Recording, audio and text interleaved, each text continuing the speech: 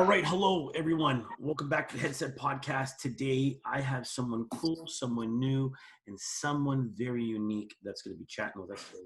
I have the one and only Mr. Marcco Nunez. Marcco, thank you for being here and talking with me.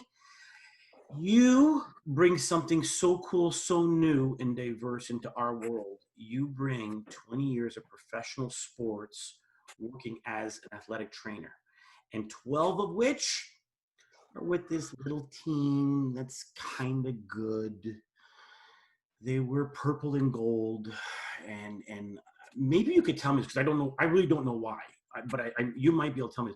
Can you tell me why this team is called the Lakers? Do you even know? Yes, I do. Well, the reason why they're called the Lakers is that because they originated in Minneapolis. And in Minneapolis, as most people know, are the Great Lakes. So hence they were called the Lakers. And then they moved to Los Angeles and they kept the name, which is it's kind of neat, kind of interesting that they did, because nowadays most teams, when they migrate or they move, they completely change and lose the name. But now obviously there's a new team out there in Minneapolis, and I believe they're called the Timberwolves. Yeah. But that's why the Lakers are called the Lakers. Not because we have lakes here in LA, but because they originated from Minneapolis. You with me right now, you can just drop the mic and get off the stage. You're awesome. This is great. I have so many questions for you, and I can't thank you enough for taking the time out of your busy day to chat with me. I can only dream and imagine the things that you have seen and you have experienced in pro sports, because you have experience in amazing things. Basketball, arena football, ice hockey. I'm going to be dying to ask you this, like, who are the most challenging athletes to have to work with? And you could say that, and you can answer that in many ways, right? You can answer that in terms of personality, but maybe even quality of diverse injuries. I'm wondering, like, who are some of the more difficult sports to work with? You know what?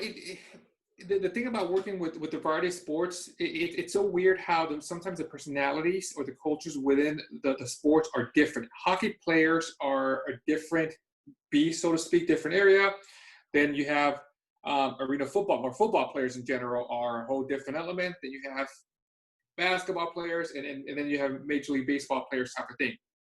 One of the things, having the opportunity to work at three different sports and different levels, is I was able to see different personalities, different cultures, different rituals, how they operate. How does a hockey player operate? How does a NBA athlete, a basketball player operate? How does an arena football player operates? What makes them tick, so to speak?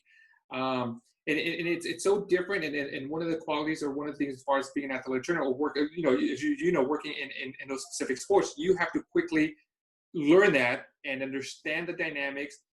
It's very hard to come into a team and think, hey, you know what, I already know my way, I'm going to kind of boom, boom, do my thing. But no, a lot of times, one of the most important things as an athletic trainer, as a physical therapist, as a coach, stuff like that, sometimes you have to kind of go in there and just say, hey, who am I working with? Who are my personnel? As they say in sports, you always have to know you have to know your teammates, you have to know your personnel. Same thing applies to athletic training. You have to know who you work with, because the way you treat one athlete isn't the same way you're going to treat or approach a different athlete. Different dynamics, different mindsets, different attitudes, different approaches to the game, different approaches to the injuries, different approaches to life in general, because they come from different backgrounds, different socioeconomic backgrounds, different, stuff like that you cannot treat. In sports medicine, there's a saying is that you always treat the individual first before you treat the injured. And that is always a primary thing. And people that kind of tend to forget that, and they're more focused on treating the injury and neglecting the athlete or the individual, don't get much success. Wow. I think that's such a brilliant line that you just put out there. It's a brilliant line. And one of the things for me that I just do naturally, and I think I've always done as a kid even, is whenever someone's told me something or shared something with me, I've tried to reciprocate the understanding of what their situation, story, example, whatever it may be, is, by giving a personal reference from myself by saying, so I understand you like this. what you're saying is gold. Like it is so important, because it's truly everything when you think about it. I remember a few years ago, I had a chance to talk to some of the students who were studying to become certified athletic trainers, or athletic trainer certified, Hmm. to say it properly, about what it's like on the mental and emotional side when they're going out to treat somebody, Yeah. and just being, cognitively aware that you're not running to an injury, you're running to an individual, Correct. and just your facial expressions, your physical expressions when you go out there to help treat somebody is huge, huge, right? And are you aware of that? Are you aware of how huge that is? Because that person lying down on the ground, that person who's in pain, is looking at you and hoping you're going to give them some resemblance of a feeling of a hope, something that everything's going to be okay. and and Correct. and that's where, as you come in and say, you got to remember you're treating a person, Yep. and know that person. Like, I can't even imagine the cross references of injuries you've experienced in your time, and because of your professionalism and everything you've gone through, please don't think in any way, shape, or form I'd want names, but could you maybe share like an injury that you experienced that made you feel like, wow, this is not good, this is going to be a tough one to come back from? Um, as far as the injury wise, one of the most toughest injuries and the athlete was able to come back. If I describe the injury, people are gonna kind of figure it out. But the individual or the injury that occurred to this individual, I think, was a good person because he had the right mindset. We had a young player that we just drafted. I think might have drafted like third or fourth. First NBA game, very first NBA game, third quarter, goes up for a layup and fractures his tibia bone. So now he's out. The interesting part is that he's laying there. You would imagine most of the times that the athlete would be like rolling side to side, yelling and screaming. He sits there, he lays down, holds his knee, holds his tibia. We approach him right off the bat. He already knew what happened. He's like, "Hey, Marco, I broke my tibia." We're like, "How do you know that?" And I'm like, "Comment." So I'm kind of addressing to him.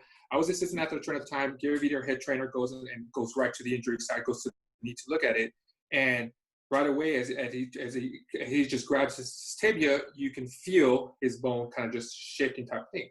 The kid was just nice, calm, collective type of thing. But out of everybody, I felt that he was one of the, and I don't wish to upon him to tell anything like that, but he was kind of like he was in the right mindset. He knew that he was going to come back. Most athletes, first year in professional sports, major. I mean, this is a huge injury. He had to get the whole entire thing restructured.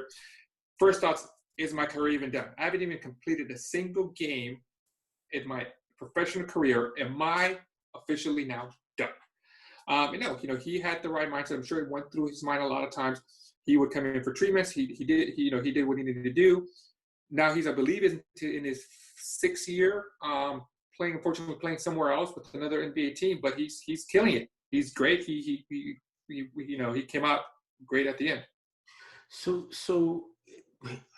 I know easily, you and I talking, and I said this just before we started. I mean, you and I would be deadly together, because once we get rolling, a cup of coffee between the two of us, forget about it. Yeah. Our wives would be calling saying, "Where the heck are you?" Right? It's been 2 days.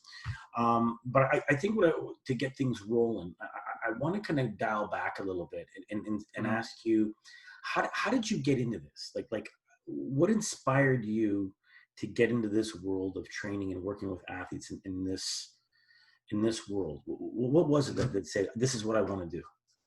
So, I originally I attended Cal Poly Pomona for my undergrad. I initially went there to study and become a civil engineer. I did it for about a year and a half to 2 years. In my second year, I realized, you know what? this is not what I want to do. I didn't picture myself being in a cubicle in an office kind of type environment. I've always played sports. I've always had a passion for medicine. I just wasn't quite sure what level of medicine or what area type of thing. I was attending a kind of leadership conference on campus. The keynote speaker was our head athletic trainer at Cal Poly. His name was Kai Kugler. He spoke about what he did, who he was, and stuff like that. And that kind of just fascinated me. I'm like, hey, this is, I had never heard about athletic training prior to this. And so I decided to kind of shadow him for a week. He allowed me. And then after that, it was a done deal. Switch majors to kinesiology. Hey, I'm going to athletic training, going to sports medicine. Then,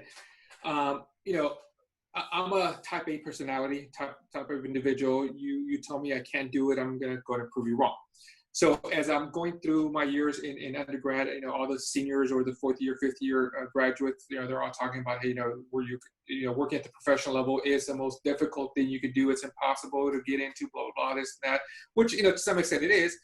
In my mind, I'm like, all right, well, you're just telling me that I can't do this. So I'm going to go do it. Yeah, I love it. So that's where I set myself, hey, you know what? My ultimate goal my long-term goal is to eventually be a head athletic trainer at the professional level. I hadn't decided whether it was NBA, Major League Baseball, NHL, NFL. My goal was, hey, that's where I want to be. That's where I want to reach. I need to take the steps that I need to do. I did also realize, hey, you know what? It's not going to be an easy trip. It's not going to be an easy climb, but I got to start somewhere. And that's kind of where I think first started with the Long Beach Hawks and slowly more our way through the LA Avengers, then eventually with the LA Sparks, then the LA Defenders, and finally with the LA Lakers. And that's where I ended up. Wow. I mean,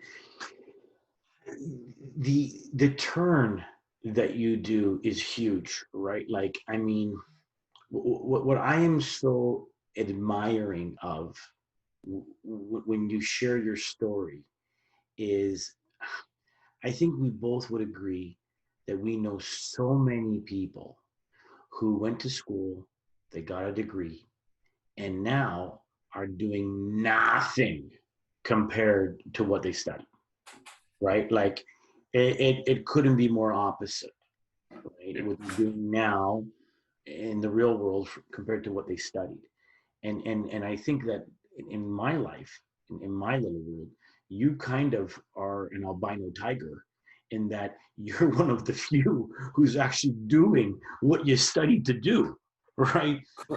Besides the people that you and I know that went on to a graduate program where they defined earlier in their academic, this is what I'm going to do, blah, blah, blah, right? And now they're getting to the specialty. But I just think it's amazing how, especially in the environment that you're in, Cal Poly, that's a group, that's an environment where people are pretty focused. They have an idea of where they're going when they get there. And to be able to make that change and excel in it, man, my hat's off to you, buddy. That's incredible. So I got to ask you, what is it like? What was it like? What has it been like working with NBA athletes? Because you mentioned something that's really dear to my heart, and that is knowing the individual. And something that you said earlier, which really, really struck a chord with me, is in different sports that you were with. So hockey, arena football, basketball. That's three different monkeys, three different animals from the jungle. And I can only talk about my hockey monkeys that I grew up with, and they're a different animal in their own right. What was it like dealing with these elite athletes at the NBA? What kind of people are they? What's it like? I mean, no, they're all great individuals. They're all great people. It was kind of interesting as far as working with them, and there was kind of like an understanding that yes, you are working with professional athletes. My job here is to keep them at their peak performance and keep them on the court, because at the end of the day, their job is to perform and to be able to play the game. At the same time, I understand they're human beings, and I understand that I can't take that element away from it. And what I tell people when they always ask me, hey, you knew Kobe Bryant, you knew Larry Nash, you knew Metta World Peace, you knew Luke Walton, stuff like that. But we're working with these individuals, it's not only just a working relationship, because you do get to know them personally. You get to know their spouses, their significant others, their kids, their nieces. They kind of bring it all, they come to the game. So it becomes more of a friendship type of environment where, I also student athletes trying to say, yeah, I work with them, but at the same time, I see them more than just the athletes. I consider them my friends. We'll go out to dinner. They'll invite me to their birthday, the kid's birthday party type of thing. So there's a relationship, but it's very difficult to try to keep that balance between professional and relationship, kind of friendship type of thing.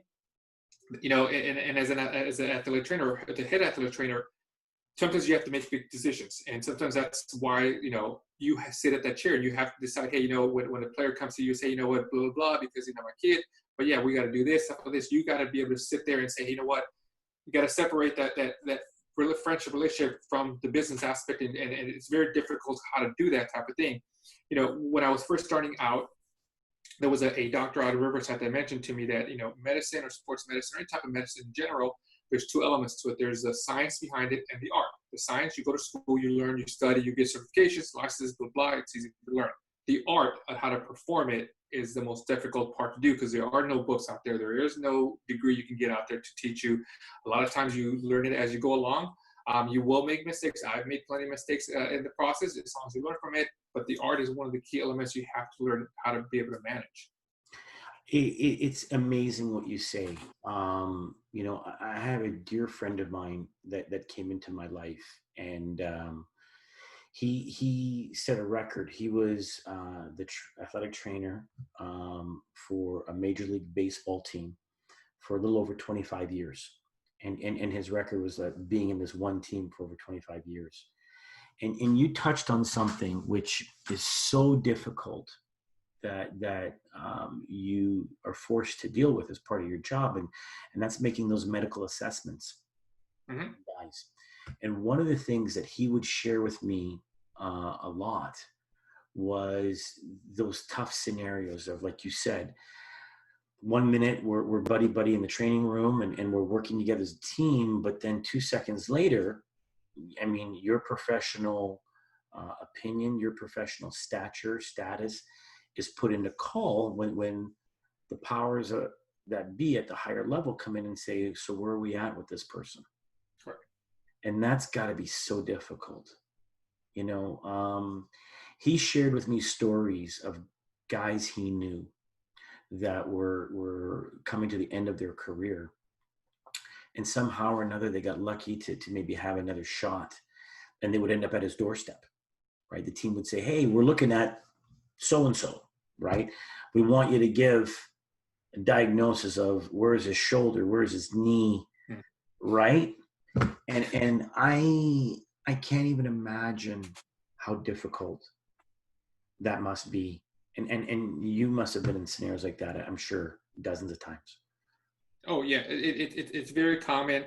Especially when they're here's the hardest part too. Also, is that when you build a relationship with these athletes and they become your friends, now they're on the trading block, and management comes to you and say, hey, we're looking at trading so and so. I need you to put a report together, blah blah blah. And you work a week or so to get this whole report ready to go. And at the same time, you start working with the athlete, and the athletes know that, hey, the trade deadline is coming up, and they're all like, hey, am I going to get traded? Hey, Marco, please, am I going to get traded, type of thing. Because then there's a whole family aspect behind it also. Hey, not only does the athlete have to go, they have kids and wife and stuff. Now that's going to kind of, what are they going to do, type of thing.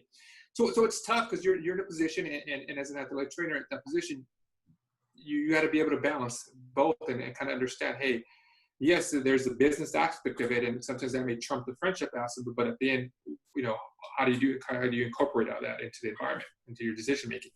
It's got to be so tough. It's got to be so tough, right? Because heaven forbid you have a long lasting relationship with the person, as you said, as a friend, mm-hmm. right? And I gotta think it's got to be so difficult in those scenarios where you might know something professionally, mm-hmm. but maybe the athlete doesn't, and I don't even know what that's like. I'm thinking of some of the things that you've now put my head and my mind into now that I didn't even prepare myself for in talking to you. But now this has come to my brain, and I got to ask you. We were talking a few minutes ago about the talk that I would give these graduate students about that mental, that emotional presence when you're running on out to go and help somebody. Mhm. Can you give us some insight of what you did when that person that you had to go run out there to is not just one of your athletes, but this is someone you're close to? How, Sure. how do you handle that? What are the things that you've got to bring together to handle that moment? I have no clue. Yeah. No, I mean, as an athletic trainer, when you're sitting there, 99% of the time, you're not really focused or watching the game, so to speak. I mean, when I'm sitting there, if you were to tap me in the shoulder and ask me, "Hey, Marco, what's the score?" 99% of the time, I have no clue what the score is because I'm not really watching what the score is. I'm watching the players move, how they're functioning, their biomechanics, their compensations, their fatigue, all that sort. So a player goes down, and whether near us or far away, we call timeout. I kind of rush over there, and as I'm running or sprinting or jogging, whatever, towards the injured athlete, I'm already assessing the scenario. Okay, is there blood? Does it look like there's a bone sticking out? Is he, what is going on with him or she? If right away I can see that there's no immediate emergency, I don't have to do a whole 911 kind of case scenario. I know it's maybe an ankle sprain, bone's not sticking out, foot's not, twisted the other ankle kind of type thing. Then my first approach is, hey, you know what? I'm going straight to the athlete, to his mindset, to his head, talk to him first. Hey, what's going on? Calm down. Try to calm the athlete down, ask a couple of questions. May not be even related to the injury. Maybe related, hey, we're here at football, what's going on type of thing. Once I can kind of feel like I've kind of regained him, so to speak, because oftentimes when an injury occurs with an athlete, the athlete's kind of like, oh my God, and their head's going somewhere else. Oh my God, is my career ending? How long am I going to be out for? Do I need surgery? I mean, these are all these questions I'm sure race through the athlete's mind. Once I feel I kind of have regained them for the focus and they're back, they're kind of with me, so to speak, then we start to address, okay, what happened? What do you feel? Let me take a look at it. Boom, boom, boom. Hey, you know what? Let's just get you. And obviously on the court, you don't want to do any assessment. You don't want to give any treatment, and you don't want to do any diagnosis. That's the last thing you want to do, because then the player can go somewhere. Let's get you off the court. Let's get you back into the locker room. We'll sit down, and oftentimes we'll get him back to the locker room, and I may not do anything for like 2-3 minutes because the athlete's trying to just gather him or herself first. Hey, you take some time, gather yourself. Again, as long as there's no major injury, there's no bone sticking or anything like that, then hey, take a couple of minutes, gather yourself. Okay, now let's reconnect again. Let's start talking in. What's going on? What can we do? But then again, it's one of those things where you kind of know your athletes. Other athletes will do that. They'll get up right away. There's been times where as I'm going onto the court, the athlete already knows what's going on. He or she gets up and already passes me, and they're heading straight to the locker room. So then I got to go change directions. And by the time I get in there, the athlete already has a shoe off. It's like, Mark, I just need my ankle retaped. Okay, boom, let's retape you. Boom, you kind of go. Let's go type of thing. So it's different dynamics, different elements, depending on the case scenario. I can't even imagine. This is where the inner Italian comes out, right? And what envisions in my mind when you're talking like this, you're the chef. You're the chef, and the guy that I was referencing before, 25 years in the major leagues with baseball. I remember the first day he had me in the clubhouse, and I was working with some of the guys. I got there maybe about 45 minutes early, just to kind of figure what my way in and make sure I didn't get lost getting into the clubhouse and all that kind of stuff. And I got a chance to kind of just sit back and watch him in action. And I was there a little bit early before any of the guys had gotten there, and he was doing some treatment on a couple of guys at the same time. And one of the things that impressed me the most, and I just knew he was going to be someone that was going to be in my life forever, is the way that he kind of conducted business in that training room space. And long story really short, after my day was done and his day was done, and we had a chance to get together afterwards, and he said, so what did you think? And I said to him, I said, you've created a kitchen. And he looked at me and he's like, what the hell are you talking about? And I said, you've created a kitchen. I said, in my culture, the kitchen's everything. Like everything happens in the kitchen, right? We might have the dining room table in the living room, but everyone stands in the kitchen. Everyone hangs in the kitchen. The kitchen's everything. right? And it becomes that spot where it's almost the most comfortable spot in the whole house, next to the couch or the TV maybe.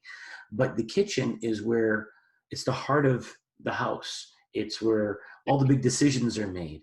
It's where big things happen, right? Changes are made, plans are made, right? And I said, you've created a kitchen and you're the chef of the kitchen. And that's just how I see it, because everyone likes being in the kitchen. And besides having to do the dishes, everyone loves going to the kitchen, right? So, this is kind of how I feel, and the way you're making me feel is the environment that you create when you're at work. I don't know if I'm right or wrong, or maybe you might think I'm just off on another planet, but I think it's you. Yeah, no, you're 100% right, and that's the thing about it. Was kind of interesting is that it's funny is that if as an athletic trainer, if you create, like you said, your kitchen correctly, any facility that you go to, I don't care whether NFL, Major League Baseball, whatever it is, 99% of the time, the training room, whether players are hurt or not hurt, is the area of where everybody kind of gets together and hangs out and talks and chats. It's kind of like the and here's the funny part about it. At the Lakers facility, they built this huge facility and they had a lounge. They had a whole TV lounge. They had a little garden area. But normally in any sports, you see all the athletes go hang out in the training room. And that's kind of like the safe area. Like I said, the kitchen, everybody chats, everybody shoots the breeze, everybody jokes, everybody makes jokes of everybody. Everybody just kind of chats around, and the mood is more relaxing, tends to be more relaxing in the training room, and that's where all the athletes kind of go. So like I said, it becomes an environment of, like I said, the kitchen. When you have your families, when you have people over for the holidays, everybody hangs out in the kitchen. Everybody is talking in the kitchen. Everybody's chatting. Everybody's maybe drinking a little bit type of thing, but it's like the comfortable area type of thing.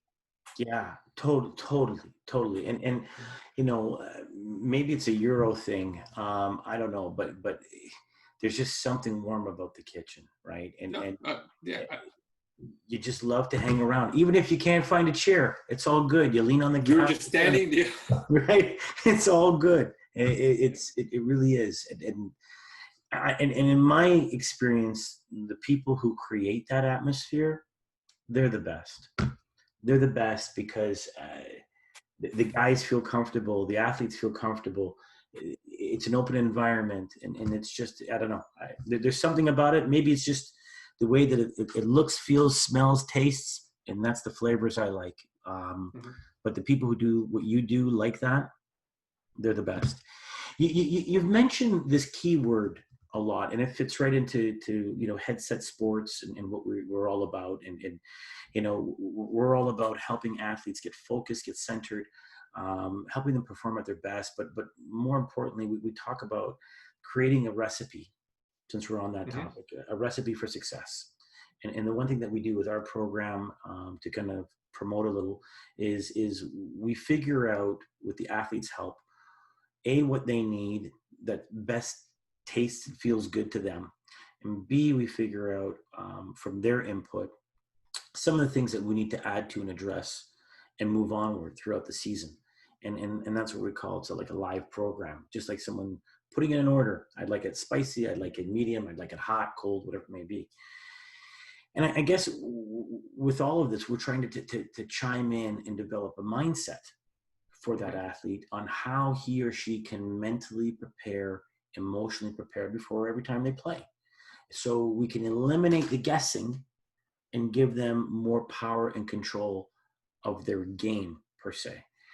And you've talked about that key word, mindset. If I'm a young aspiring trainer in the works, how would you guide me? How would you train me on the term mindset to prepare myself to move forward into this field, into this environment, and to that extent, even working with a pro? What advice would you give me with my mindset, in terms of my mindset, to go into your space and to go into your career path? What do I need to know? So, okay. So, it kind of goes back to the individual and knowing your persona, your individual, so to speak. So there's a kind of a webinar or presentation I did earlier this couple of months ago, about a year ago, that there's usually, whenever you have an injury, whenever you have an athlete, there's three elements or three areas that you're looking at. You're looking at the who, basically who the player is, what I'm going to do with the athlete, meaning what kind of treatment am I going to do? Am I going to do ice? Am I going to do heat? And then when am I going to do it? Do I do it at the beginning of my treatment? Do I do it at the end of my treatment? It's a who, what, and when type of thing. And I have them in design where there's like, three circles, like a little triangle type of thing. And the question is, well, which is more important? Is it more important what I'm going to do with the athlete? When am I going to do it? Am I going to apply ice before? Should I apply heat because they're swelling, blah, blah, blah. But at the end of the day, I tell them is I think the who element is more important than the what and the when. And what it comes down to is knowing who your athlete is, what makes them tick, how do you make them tick, and how to approach it, especially when you're doing treatments or stuff like that. If I have to get, and it kind of goes down to their mindset, their motivation. How can you motivate them? And it's funny, the first person that pops in my mind, obviously, is Kobe Bryant. Kobe Bryant, he had a different way of motivating his teammates and how he motivated them. And we had one player that came right off the bat that we traded for. I'm not going to say his name, but you're going to probably figure it out. He was from Barcelona, Spain. And Kobe, when he first came on board, he would approach him a different way as far as trying to motivate him. And and what he was doing was not motivating him, was not making him take.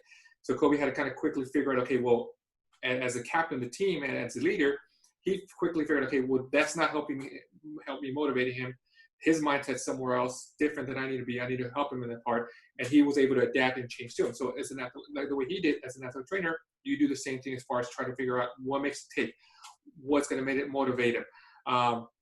Something simple as, there's so many aspects to the athlete or the individual. We had an athlete from Croatia. He had never been out of Croatia. He came to the United States. We drafted him, making him feel at home, taking him for a couple of dinners here and there, or letting him know.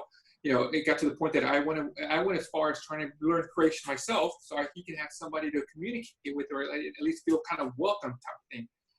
And that's it's not part of my job to learn Croatian. It's not part of my resume to learn Croatian, but it was something that as an athletic trainer, I knew that in order to get to him, so to speak, and make him feel part of the team and welcome as far as, like I said, the kitchen, that was what I had to do. And sometimes you, as an athletic trainer, you have to go outside your box and outside of your element. Yes, I didn't learn, learning Croatia in my undergrad school was not part of my curriculum. But hey, now I'm a drive every day to work. Rosetta Stone, I'm learning Croatian. Rosetta Stone. But I'm giving you a long distance hug right now, and again, I might be saying this improperly. I might be saying this unprofessionally, so please forgive me if it comes out bad. But I think this is what makes you amazing. Because here's the deal. I've said this a couple of times in our podcast with different people, and I quote something that my grandfather used to say. He'd say that anybody can do any job. You can train anyone to do any job, and a good employee comes to work, does their job, and away they go. Mm-hmm. But a great employee shows up 10 minutes early, does their job, doesn't complain, and at the end of the day, cleans up, takes out the trash, turns off the light, and locks the door. Which one do you want to be known for? And that kind of concept he took in a lot of parts of his life. And as a young kid, I was very lucky to be brought up by my grandparents for a good portion of my life. And you just learn, you learn that when you go to someone's house, there's something that's done. So for example, and I'm going to throw you under the bus, and I know you're going to get this. If I invite you over for dinner, if I say, Marco, have you and your wife come on over and have dinner with my wife and I, what are you doing when you come on over to our house? If I say, you just come on over for dinner, what are you going to do when you come to my house? I'm asking you. Well, I mean, as soon as I come into your house, it's basically I'm going to kind of follow your habits or your rituals, whatever they are. Oftentimes, there'll be a place where if I'm going to someone's house, as soon as I walk, and I kind of do this because I do this in my house. I walk in. There's some families where they have their shoes outside the door. They have the shoes type of thing. So my first reaction, without even hesitation, I'm gonna go ahead and take off my shoes and put them there because that is your environment. That is what you want to do. I'm not gonna impose my will on you and say, hey, no, you know what? I want to keep my shoes on. I'm gonna walk around with my shoes type of thing. That's kind of my first reaction. See, it's that, but you hit it out of the park, home run.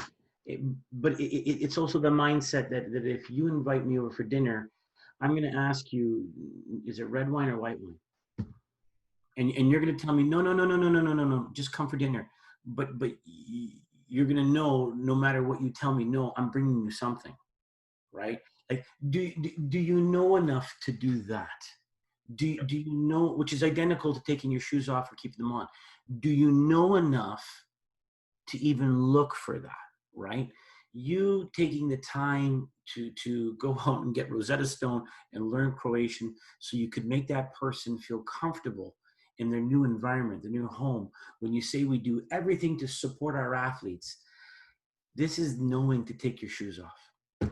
This is knowing that if you don't know red or white, you buy both, Sure. Yep. When in doubt, go flowers, right? Like, true. But if there's a lot of people, you and I both know, a lot of people who don't even know that. They just don't know. And it doesn't mean that they're unintelligent or they're rude or they're crass or whatever it may be. They just don't know. They just don't know. I remember a million years ago in college, we had a scenario where one of the guys on our team lost his father. And we were getting ready to go on over for a big dinner, and we were all going in caravan, and we basically I'm in the lead car of the guys who are driving, and we're all flying to go to the house for dinner. And we pull off into a grocery store. And I remember all the guys giving it to me in the parking lot. Hey, we're going to be late. What are we doing at a grocery store? We're going to eat when we get there. And I was like, you guys are a bunch of meatheads. Give me 10 minutes, right? And I get out of the grocery store, and I have a thing of flowers and a small cake. And they're like, what is he doing? And I'm like, just never mind. We get to the house, and everyone pours out. And they're like, Jay, what were you thinking? We're an hour, 5 minutes late. And I said, listen, do you think that we're all going to walk in there, eat for free, and not bring something? Yep. Not bring flowers? Not bring something? What are you thinking? 2 years go by, year and a half goes by, and my older stepbrother passes away. And my big concern was the worry and anxiety of all these guys coming to the funeral. And it was so weird to the point where it made my mom and my dad laugh when 25 guys show up with flowers. Some of them were the ugliest flowers on the planet, right? And you could tell that they all went to the same spot to buy flowers, right? But they learned from experience in that kitchen, right? They learned from that moment. Yeah. And some people, they just know, and some people don't. And that's what makes you special. I got to ask you this, you've talked about some of the challenging things on the mindset side. What can you tell us about the whole mental side of what you do when you're working with an athlete? Because that's our thing, the mental, emotional side of sport. But you, with some of the challenging scenarios you've probably had to deal with, what can you tell us about what some of those challenges are on the mental side of doing what you do? As far as trying to work with the athletes on the mental side, that's kind of one of the hardest things to try to kind of understand or grasp and kind of be able to actually either relate over to the athletes and make them understand their mindset or the psychological factor is probably as important, if not probably more important than the physical factor of their body and what they're doing type thing. And oftentimes it may be some of the smallest things. So I'll give you one example that just pops right in my head. We had an athlete that his wife was pregnant, and right before we go out to practice, he gets a call from her. I guess she and her best friend went to a nail salon place, and I guess she happened to faint. Now she's pregnant, about 7 months pregnant. So of course he's already freaking out. What the heck? Practice about to start, type of thing. So I'm like, hey, let me talk to her. So I talked to her on the phone. Hey, what are your symptoms? What are you doing? How are you feeling? She had already come out. She was just kind of sitting down. So I told the athlete, hey, you know what? Go do your practice. Okay, I'm gonna call our doctor. I'm gonna go communicate. And every 5 minutes, I would, they would be on the court running up and down. I would walk out, and he right as soon as I walk out onto the court, he sees me, and I'm like, hey, we're good right now. So then he kind of went ahead and kept practicing. And then I called our doctor. Hey, can you please talk to his wife? But both I connected all the dots, stuff like that, helped him out. At the end of the day, then he would come out, but every 5 minutes I would go, like, everything good. Then during a break, I went out and said, hey, this is what happened. She's good. She's at home. We got her right and everything like that. And his mindset went from, kind of crazy. Oh my God, what am I doing? I can't practice. Which I get it. I mean, Totally. I would be the same thing. But I understand that, hey, his mindset's going crazy right now. Yes, he has to also practice. It didn't seem like a life or death situation, because if it was a life or death situation, hey, dude, you got to go, type thing. But kind of helping him in this mindset, getting him down, type of thing, was kind of a whole different thing. And when it comes to the mindset, and when you ask me about the mindset, one of the biggest things that pops in my head, obviously, is Phil Jackson. Phil Jackson was considered the Zen master, and the one thing that every time I think of this, it's kind of seared in my head. So Phil used to always have, I wouldn't say issue with the players, but it always kind of bothered him a little bit that the players would always be with their headphones, and then like with loud music, almost like rap or punk or rock music type of thing. His thing was like, hey, you know what? You guys should be listening to classical, calm music. His thing was like, hey, you know what? I get that the blood has to be flowing. The blood, you have to get a sweat going out, because your blood, all the blood going to the muscles have to be active. You have to be going. But his thing, that's fine down here. But the mindset needs to be nice and calm, and as calm as possible, because you need to be in the right mindset and the right thought process. You have to allow your brain to be able to think of what's going in the game, be able to process this situation, and be able to adjust to what you have to do. And that's one of the things about his system, actually, being the triangle, is that I don't know if many people know this. The triangle, it's almost like I tell everybody, is that you have almost like 5 quarterbacks on the court. Okay, the triangle consists, just like in the NFL or college football, the quarterback, when he goes up and he sees the defense, he needs to be able to read it. He needs to be nice. He can't go out there and oh my God, when I'm kind of panicking. He needs to be nice and calm, read the defense, and then, do I need to make an option? Do I need to do an audible? I need to change it. Boom, like, and then you change it up. That was the triangle system. The triangle system, there was no place. It was basically based on what the defense did. You had to adjust to it. And all 5 players on the court had to understand what was going on and be able to make the adjustment. So they have to, because if one player does not make the adjustment, then it throws off the whole entire thing. So that was his thing. He was always being in meditation. He was always being on the mindset, the mind, being calm. Yes, get your body ready. You got to get strong, get the physiological aspect. You got to get blood flowing. But the mind has to be here and ready to function. Incredible. It's, I had a scenario that growing up and in college, the same thing happened to me. And what I mean by that is I got into a desperate situation where nothing was working. And I finally had someone sit me down and ask, what are you doing in your day? Long story very short, what I was doing while I was in this desperate situation to try and figure out what my game was all about and how I could play my best and whatever, I tried to go way back when things were good and try to recreate things that were working way back when. The problem was I'm 23 at the time, 22, 23, and I'm trying to apply things that worked when I was 15. And long and the short of it is, when you're in college and you're playing Division I sports, you're showing up to games 2.5, 3 hours before time to get ready. Games around 2:00 in the afternoon, maybe on a Saturday or so. I'm up at 7 and I'm listening to AC/DC from 7:00 to game time. And I'm rocking out. And back then we didn't have the sports science that we have now. So I really wasn't into eating much because that's just going to make me feel good. And if I feel good, that's going to make me feel lazy. And if I feel lazy, I'm going to feel tired. And if I feel tired and I get out there, I'm going to play like whatever, like grandpa. Yeah. But then all of a sudden you start getting ready to go out to play and you're in the locker room and it's like, oh my God, I am zapped right now. I get out for a 20-minute workout or warm up, and 3 minutes into the warm up, I'm spent. Like I'm done. I'm sweating. I'm hot, and I haven't even done anything yet. I haven't even listened to the first warm up song, and I'm done. And I was like, what's wrong? And then sure enough, that's when I started working with a sports psychologist and with our team. And I started learning, hey, are you aware of the fact that mentally and emotionally, you're playing at least 2 games Oh yeah. before the one at 2 o'clock? Had no clue, Marco. Had no clue.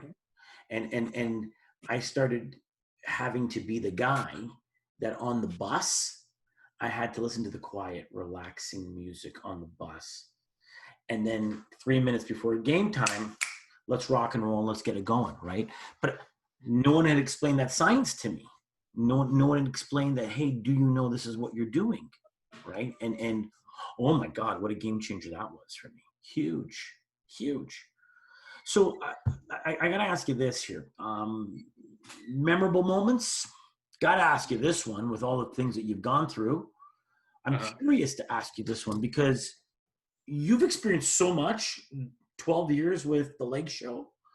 I can't even imagine. I can't even imagine the things you've experienced. We're gonna go with I'm gonna stick with a memorable moment on the court.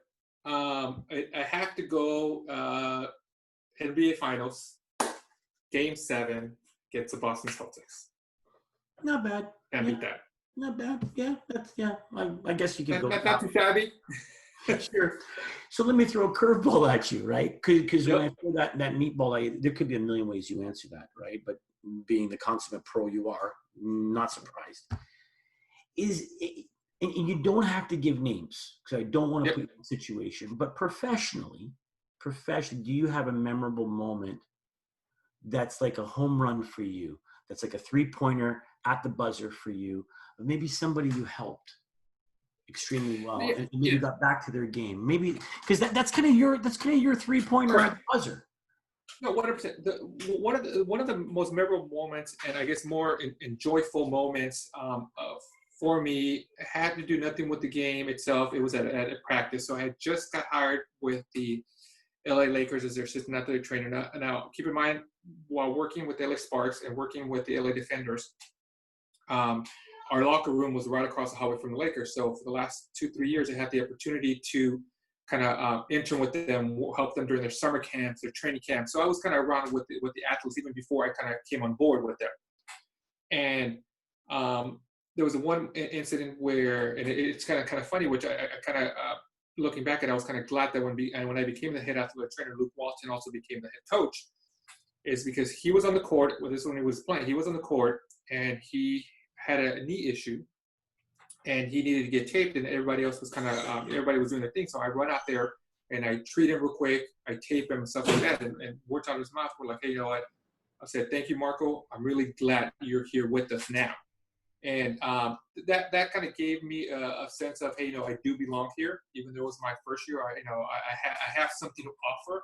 Yeah. To provide to the team, and I'm part of this team, or I'm one link of this whole entire chain, so to speak. But at least I'm like, hey, at least I'm a link in this chain versus not being a link in the chain. Yeah. And I really appreciate, you know, the comments he made. So like when I became the head athletic trainer and he became the head coach, that was kind of like, hey, you know what? It was very meaningful to me. Wow, that's so huge. I mean, but you know, you bring up again small nuggets of gold you're dropping today, and they're just such valuable piece of insight where you talk about just the subtleties of everything, right? From it's the environment you create to the environment we share with people to just the subtlety of and the strength of a subtle thanks for being here, or you belong here, or you're one of the guys, you're part of the team, you're one of the links. It means so much. It means so much. So I gotta switch gears here now. Now you are working with at least one major athlete on a new venture, a really exciting venture. Can you share with us some of the insights of this new project that you are taking on, which I think are just phenomenal, by the way? Just to be correct. So you know, working in the NBA, working in arena football, working in every level. You know, we would have NBA tryouts. Also having the opportunity to work in the G League, so to speak. I've realized that there's a lot of athletes out there that sometimes don't have access to an athletic trainer, so to speak, or have the opportunity of it. Yeah, if you're at a college, you have your athletic trainer. If you're at the pro level, obviously you have all these amenities, all these services type of thing. But there's plenty of either young kids with parents that don't are at AAU basketball, they're at an AYSO soccer league type of thing, and they don't have access to an athletic trainer. And then you have these athletes that have graduated college and they're kind of floating around, they're trying to kind of get a job and stuff like that.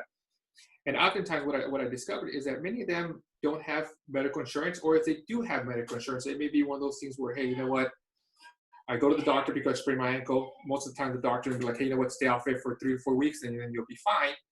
But within those 3 to 4 weeks, what do they do? And there's so many opportunities or things that they can do to try to, either rehab, speed up the process, so to speak, and be able to return to play in a safe manner.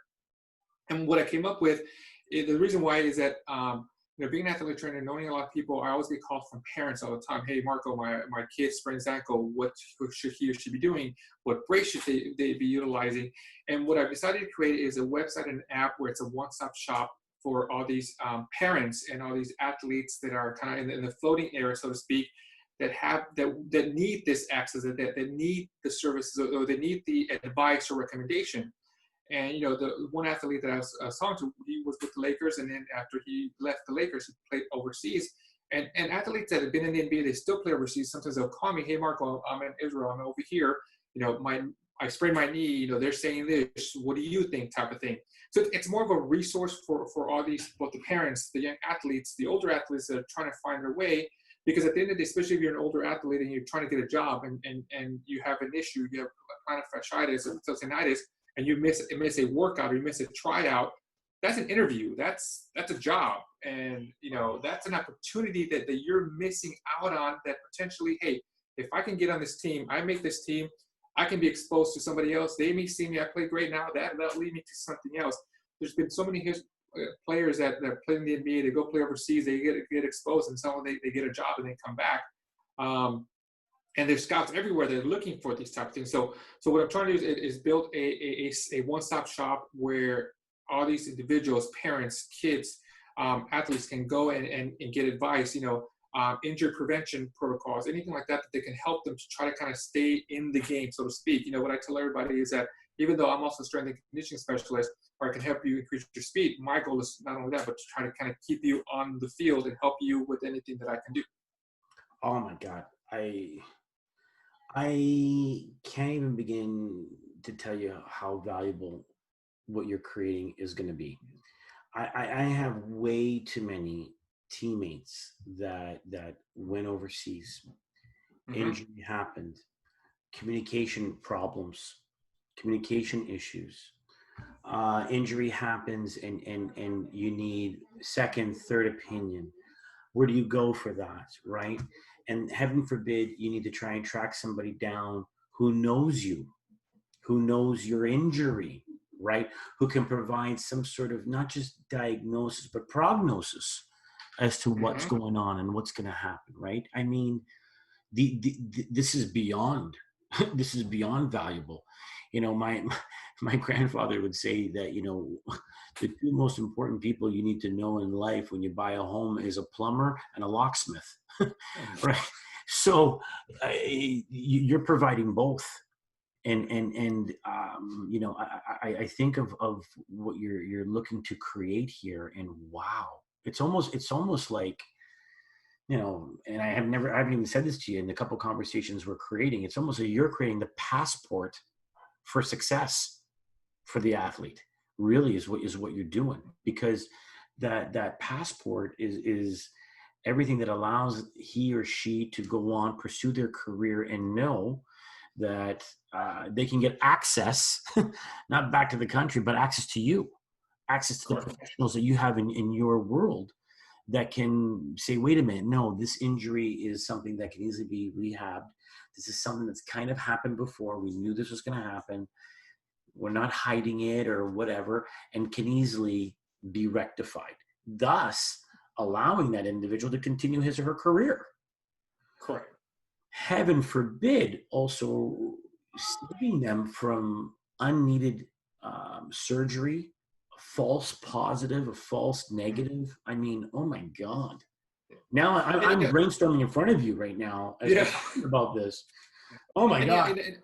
and a lot of times, and it kind of goes back to kind of when I was working with the athletes type of things. It's almost like a guidance type of thing, almost like a peace of mind, a reassurance. Hey, and a lot of times when they call me, that's all they want. Hey, Marco, I've been experiencing this. Is it? What do you think? No, it sounds like it's this and this and this. Why don't you try this and this and this? And then they'll try it. It's like, oh yeah, you're right. It's, it went away type thing. Or no, you know what? I don't think you should be playing. I think maybe you should try to get a second opinion, because if you continue it may lead to something else. And then what they do, they'll go to the doctor, they'll get an exam, and they're like, oh yeah, Marco, you told me that because he or she said that it's this, and if I keep playing, I can potentially make it worse, and then it can potentially, in my career type of thing. So it's one of those things where it's not just a peace of mind, but more the recommendation, the advice, the guidance. You're scaring me with so many memories right now, and you just touched on something so huge with this. How many athletes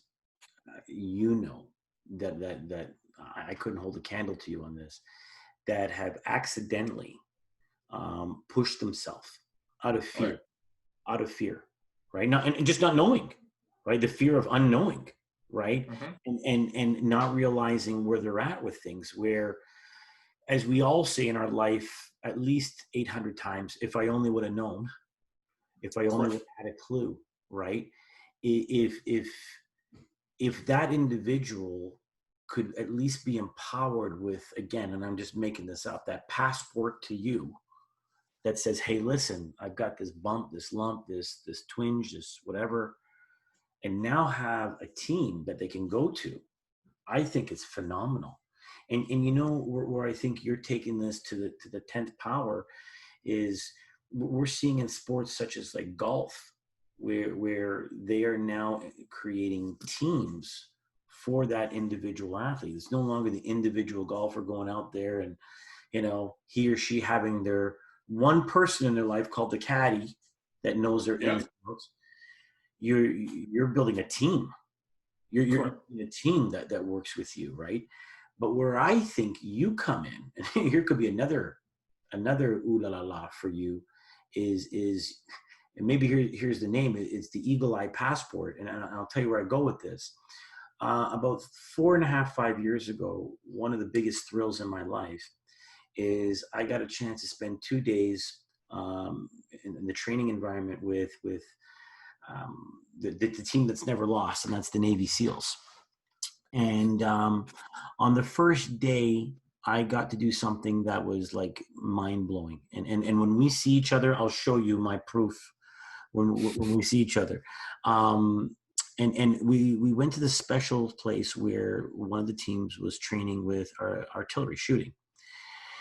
And a couple of guys I was with, they jumped in and they got engaged into one of the drills right away with these incredible guns and whatnot. And I was happy just to kind of sit there and be there. And one of the head guys of the team had come over and said, hey, why aren't you jumping in? And I said, well, I just kind of let the guys get in and get that excitement. And I'm kind of cool to just hang and watch. And we started talking.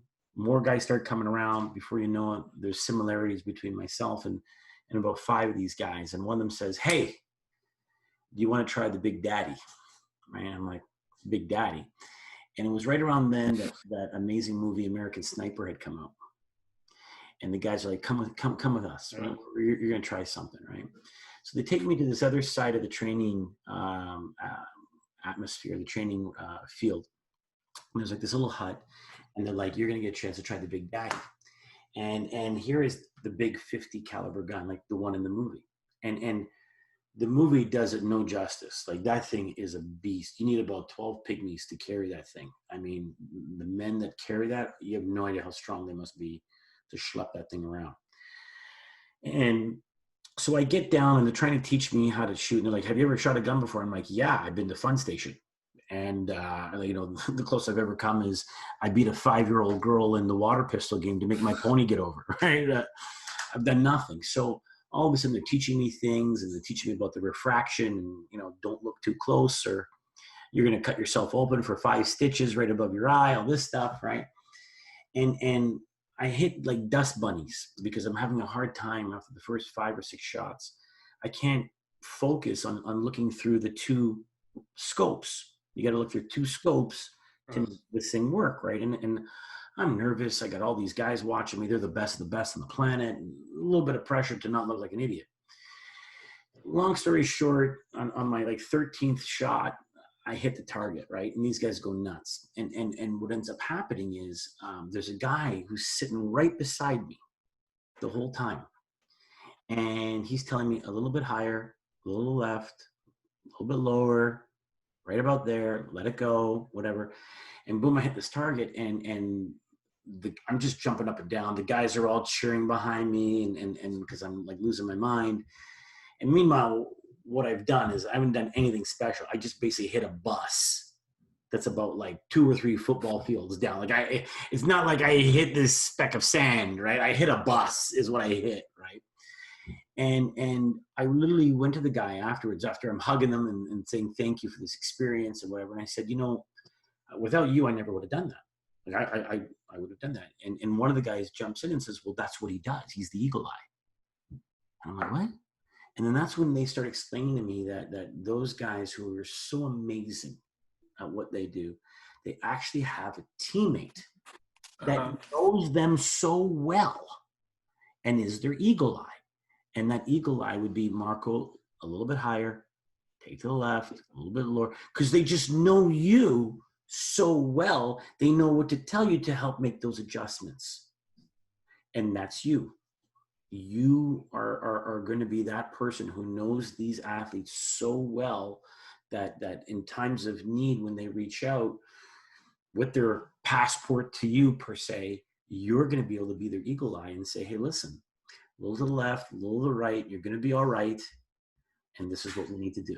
That's what in my little brain, that's how I envision some of the great things you're going to be doing. And I'm just so happy for you. I don't know if that gives you food for thought or no, that you know what's funny, that my wheels are like spinning right now. They're not turning, they're like spinning. They're about to like, they're spinning so fast they're about to break off. Right. I say this to you. I look forward to being a part of everything that you're doing, and helping in any way I possibly can. And it's so exciting what you're doing. And this is why you and I talking while in a car could be dangerous, because we could end up in New York in a blink of an eye. You know, no, I could see that. So it's so funny that you say that. And part of the thing, like say you and I are the same personality. Every time I get on the phone, I hate like sitting down. Mm-hmm. Sorry. With the conversation, not about the end of the end zone. We had the conversation going on, so it's interesting. Yeah, no. I get it. When you're in that mode, I get it.